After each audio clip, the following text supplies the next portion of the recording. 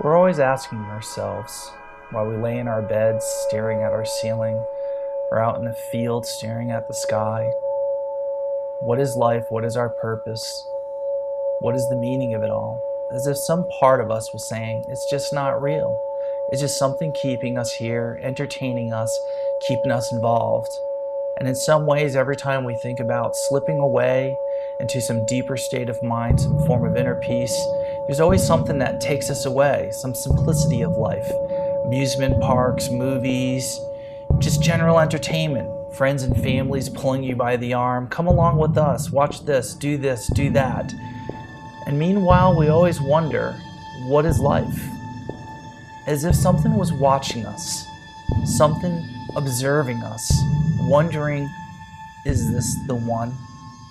Is this one different than all the others?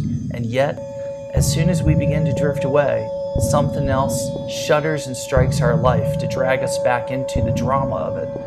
And it just seems after a while, time and after time, as we grow smarter and wiser, we begin to see things seem to repeat themselves over and over. Of course, they're all uniquely different, but in some ways, it just seems to be the same in just a different way.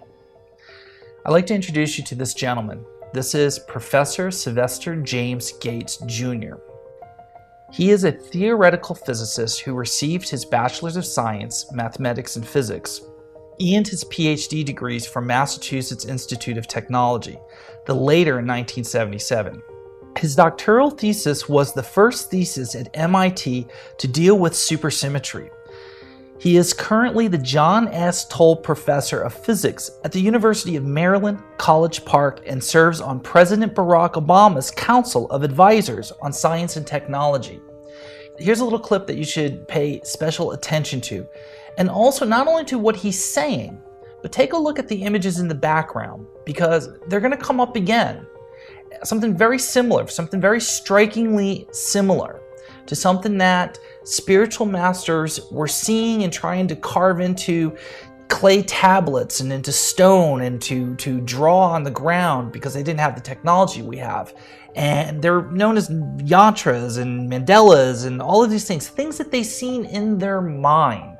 So take a look at this. Are you saying your attempt to understand the fundamental operations of nature leads you to a set of equations that are indistinguishable from the equations that drive search engines and browsers on our computers? That is correct. So you're saying as you dig deeper, you find computer code writ in the fabric of the cosmos? Into the equations that we want to use to describe the cosmos, yes. Computer code. Computer code, strings of bits of ones and zeros. It's not just sort of resembles computer code, you're saying it is computer code. It's not even just is computer code, it's a special kind of computer code that was invented by a scientist named Claude Shannon in the 1940s. I have, in my life, come to a very strange place because I never expected that the movie The Matrix might be an accurate representation of the place in which I live. So this brings us back to the same question when we stare off into the sky. Keep in mind, everyone doesn't do this, at least not like some of us do. We see and we feel something different, something that says something isn't right. We go back thousands of years again to the shamans, the Vedics, the mystics, the seekers of higher truth who separated themselves from everybody else in the world, from everything in the world, because they knew that something was just distracting them, as if it was trying to hold them in a certain state of mind, saying, this is reality. And by separating themselves from everything and everyone, up in their caves out in the jungle, they dug deep within their mind, whether it was psychedelics or drugs, which showed them some weird techno energy fields or structural energy, or just deep meditations within their mind.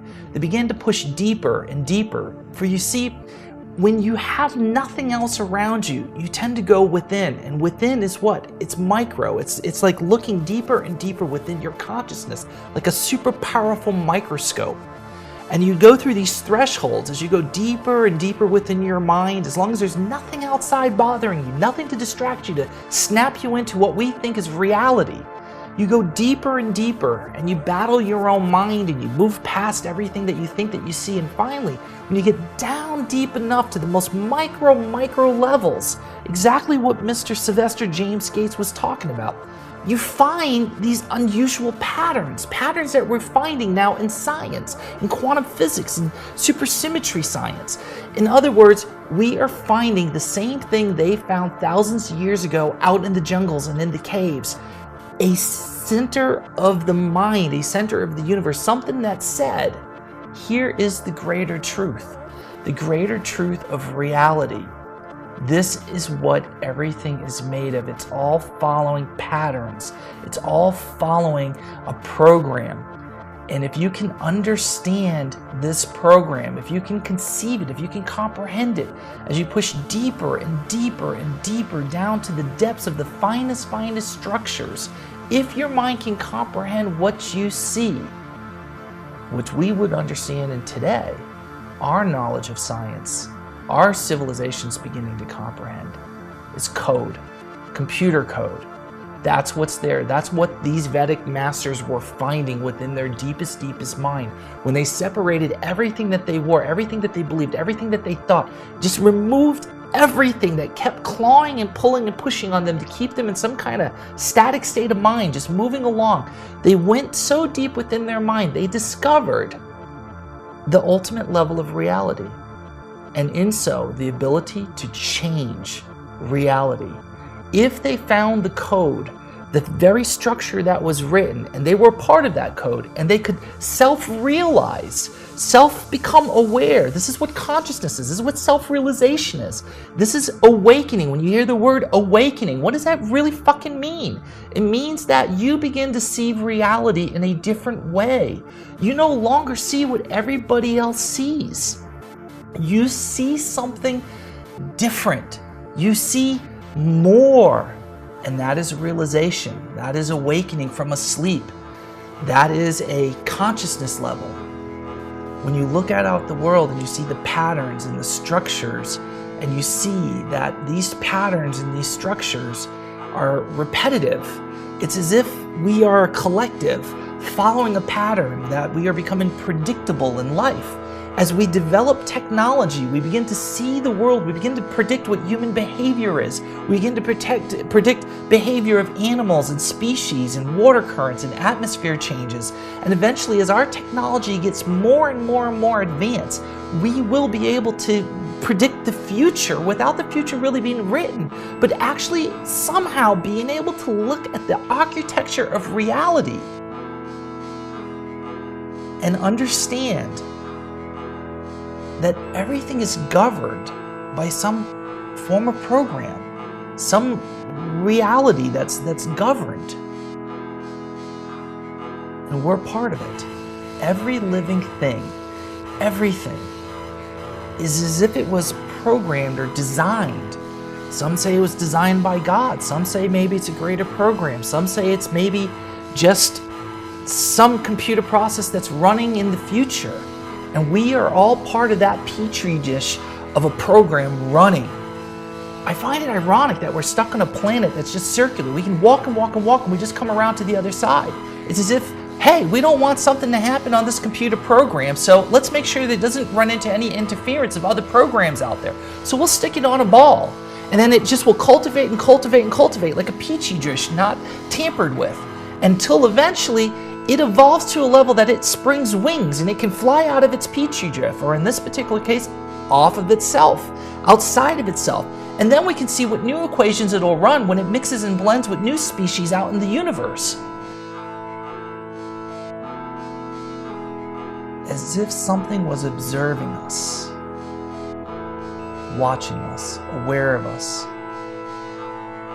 Like a computer being able to sense so many millions and trillions and infinitive amounts of variables, conscious of them all, knowing that all of them are energetically connected, a oneness, and something is connected to all of it, monitoring it, until eventually it can mature to the next level of its program, its evolution, and move outside of its singular program, because it's met one level of its end.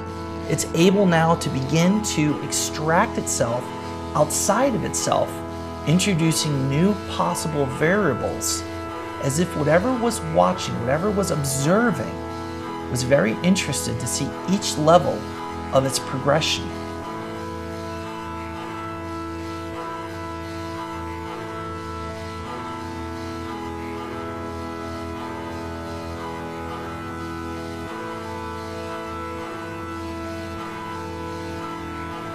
What are we? Spirit says we're made of energy. That's very interesting. They said this for thousands of years. We've talked about souls and consciousness and life beyond death. What the fuck is life beyond death if we're not physical? We're energy. What is that energy made out of? It's made out of programming. Programming is energy. It's definable. It tells you this is where your energy stays. And we are all made similar. All of our human bodies are like cloned. In fact, haven't you ever met someone that's just like somebody else you know and you could swear that you know this person?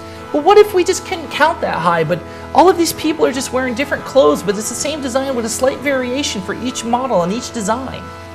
And at the same time, we're told constantly, hey, be part of the program. You too can have your dream. Stay with this program, be within it, and we will fulfill, or it will fulfill your earnest desires. Just function, don't question, don't push yourself outside of the box. Don't ask, is there something more than what's all around me? Be content. Follow your dreams. Do what the machine says that everybody else is doing, for that's the highest ideal. Everything is becoming predictable. Everything. The more we understand with science, the more that we discover everything that they said in spirituality for thousands of years is one truth. It's all designed. It's all a grand illusion. And you need to see the truth. You need to see and understand and conceive and comprehend and feel inside of you that there's something different that wants to separate, that wants to move outside of whatever you're a part of. There are moments unlike any other moment. They may look like any other day or any other place, but there's a moment that seems to come in when we begin to question what we're seeing, as if we're feeling something, as if something inside of us is saying, it's so perfect, it's so beautiful, it's so magnificent, that it brings some of us to understand that we're at the threshold of finding the truth, of knowing that whatever we're seeing isn't real. And we can sense or feel some divine energy out there calling us like it's been calling us from the very, very beginning. And it's like it has a hidden message in certain places. We see it, we feel it, we sense it, and then something jerks us back into the norm. If only we had just stared a little longer, looked a little longer, listened a little longer, would have something been unveiled to us? Some greater truth? Maybe we were pulled away because we just weren't ready for that moment. But some of us are. Perhaps you are. But you have to recognize those moments. And these are the moments that we find in meditation and deeper reflection. Instead of going out and find them, we find them within ourselves. Constantly pushing ourselves to a greater threshold. Seeking a greater truth.